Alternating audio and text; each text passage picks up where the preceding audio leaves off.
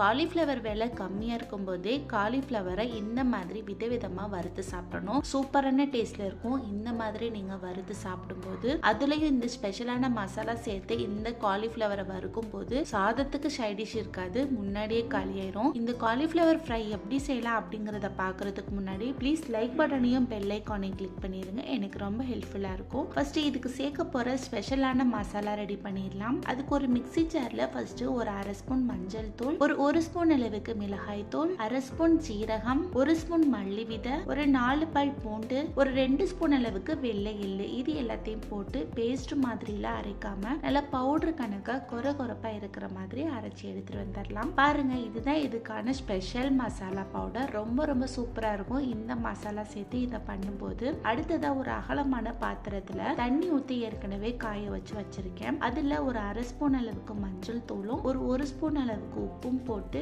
நல்லா மிக்ஸ் பண்ணி விட்டுட்டு ஒரு மீடியம் சைஸ் அளவு காலிஃப்ளவர் எடுத்து இந்த மாதிரி குட்டி குட்டி பீஸா கட் பண்ணி வச்சிருக்கேன். அதை எடுத்து இதுல போட்டு அது கூட சேர்த்து நல்லா மிக்ஸ் பண்ணி விட்டுட்டு ஒரு 5 நிமிஷத்துக்கிட்ட மட்டும் மூடி வச்சிடலாம். இதுல இருந்து கொதி எழும்பி வரட்டும். இப்போ ஒரு 5 நிமிஷம் ஆயிடுச்சு. ஓபன் பண்ணி பாருங்க, சூப்பரா இதுல இருந்து கொதி எழும்ப ஸ்டார்ட் ஆயிடுச்சு. இந்த டைம்ல இதுல உள்ள தண்ணி எல்லாம் வடிச்சிட்டு காலிஃப்ளவரை தனியா பிரிச்சு எடுத்துக்கலாம். அடுத்ததா கடாயில ஒரு 2 ஸ்பூன் அளவுக்கு எண்ணெய் சேர்த்துக்கோங்க.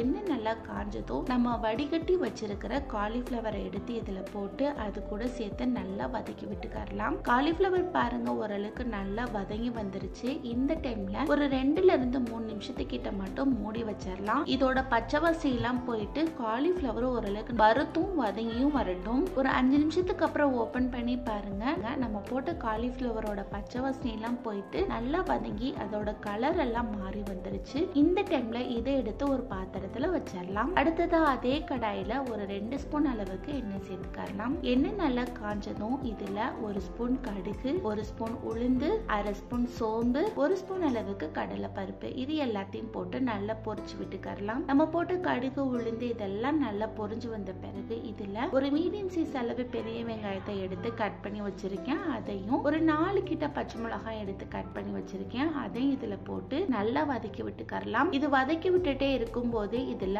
ஒரு கொத்தளவு கிட்ட கருவேப்பிலையும் போட்டு நல்லா பொரிச்சு விட்டுக்கலாம். நம்ம போட்ட வெங்காயத்தோட பச்சை வாசனை எல்லாம் போயிட்டு நல்லா வதங்கி நல்ல ஒரு கண்ணாடி பதத்துக்கு வந்த பிறகு இதுல நம்ம வதக்கி வச்சிருக்கிற காலிஃப்ளவர் எடுத்து இதுல சேர்த்துக்கலாம். அடுத்ததான் நம்ம சூப்பரா ஒரு ஸ்பெஷலான மசாலா ரெடி பண்ணிருக்கோம் இல்லையா, அந்த மசாலாவை எடுத்து இதுல போட்டு இது எல்லாத்தையும் சேர்த்து நல்லா மிக்ஸ் பண்ணி விட்டுக்கோங்க. ஒரு 2 நிமிஷத்துக்கிட்ட மிக்ஸ் பண்ணி விட்டுட்டே இருந்தீங்கன்னா இந்த மசாலா எல்லாமே அந்த காலிஃப்ளவர் கூட நல்லா செட் ஆகி வந்துடும். நம்ம ஏற்கனவே வதக்கி இந்த காலிஃப்ளவர் போடும் போதுதான் அந்த மசாலா நமக்கு நல்லா செட் ஆகி வரும். இப்ப பாருங்க, சூப்பரா மசாலா எல்லாமே அது கூட சேர்ந்து வதங்கி வந்துருச்சு. இந்த அளவுக்கு இதை நல்லா மிக்ஸ் பண்ணி விட்ட பிறகு கொஞ்சமா உப்பு கம்மியா இருக்கு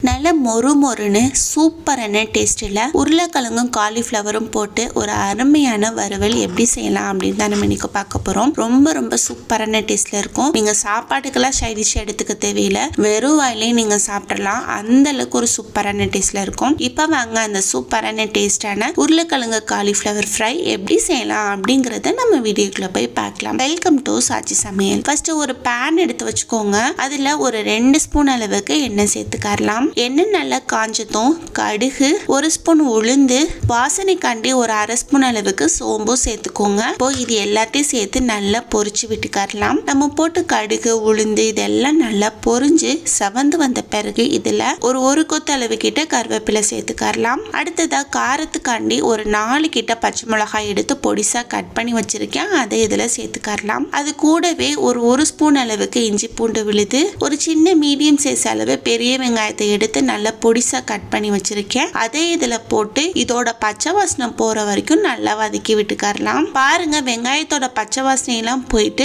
நல்ல ஒரு கண்ணாடி பதத்துக்கு வந்துருச்சு. இந்த அளவுக்கு வதங்கி வந்த பிறகு இதுல ஒரு 2 கிட்ட மீடியம் சைஸ் அளவு உருளைக்கிழங்கு எடுத்து அது மேல உள்ள தொலி எல்லாம் சீவிட்டு பெருசாவும் இல்லாம சிறுசாவும் இல்லாம மீடியமான சைஸ்ல கட் பண்ணி வச்சிருக்கேன். அதே இதுல போட்டு நல்லா மிக்ஸ் பண்ணி விட்டுட்டு ஒரு 2 to 3 நிமிஷத்துக்கிட்ட மூடி வச்சிடலாம். உருளைக்கிழங்கு அந்த எண்ணெயில ஒரு பாதி அளவுக்கு வெந்து வரட்டும். இப்போ ஒரு 2 ல இருந்து 3 நிமிஷத்துக்கிட்ட ஆயிடுச்சு. ஓபன் பண்ணி பாருங்க. சூப்பரா உருளைக்கிழங்கு வதங்கி பாதி அளவுக்கு வெந்து வந்துருச்சு.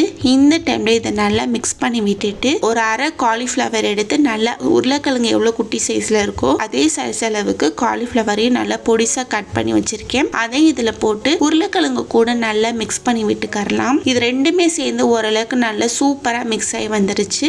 இந்த டைம்ல இதுக்கு தேவையான மசாலா சேர்த்துக்கறலாம். ஒரு அரை ஸ்பூன் அளவுக்கு மட்டும் மஞ்சள் தூள் சேர்த்துக்கோங்க. அடுத்ததா ஒரு ஸ்பூன் அளவுக்கு மிளகாய் தூள், 1 ஸ்பூன் கரம் மசாலா, அரை ஸ்பூன் மல்லித்தூள், ஒரு அரை ஸ்பூன் அளவுக்கு மிளகுத்தூள், அடுத்ததா இதுக்கு தேவையான அளவு உப்பு. இதுதான் இதுக்கு தேவையான மசாலா. இதையும் போட்டு அந்த காலிஃபிளவர் கூடவும் உருளைக்கிழங்கு கூடவும் நல்லா மிக்ஸ் ஆகுற மாதிரி மெதுவா சிம்ல வச்சு கிளறி விட்டுக்கோங்க. இப்ப பாருங்க சூப்பரா கலர்ஃபுல்லா எல்லாமே சேர்ந்து நல்லா மிக்ஸ் ஆகி வந்துருச்சு. இந்த டைம்ல ஓரளவுக்கு ஈக்குவலா ஸ்ப்ரெட் பண்ணி விட்டுட்டு மூடி வச்சிடலாம். இது ரெண்டுமே மசாலா நல்லா செட் ஆயிட்டு உப்பு உரப்பு காரம் இதுவுமே நல்லா செட் ஆயிட்டு நல்லா வெந்து வரட்டும். ஒரு 5 to 10 நிமிஷத்துக்கிட்ட நல்ல மீடியம் ஃப்ளேம்ல வச்சு விட்டுருங்க. இப்போ ஒரு 10 நிமிஷத்துக்கிட்டே நான் விட்டுட்டேன். ஓபன் பண்ணி பார்க்கலாம். சூப்பரா இது எல்லாமே நல்லா வறுத்து வெந்தும் வந்துருச்சு. இந்த டைம்ல ஓரளவுக்கு நல்லா சுருள வதக்கி விட்டுட்டு எண்ணெய் எல்லாம் நல்லா செப்பரேட் ஆகிற வரைக்கும் வறுத்து விட்டுட்டு நீங்க சர்வ் பண்ணீங்கன்னா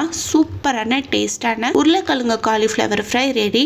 கண்டிப்பா ட்ரை பண்ணி பாருங்க. குழந்தைங்கள்ல இருந்து பெரியவங்க வரை எல்லாருமே ரொம்ப விரும்பி சாப்பிடுவாங்க.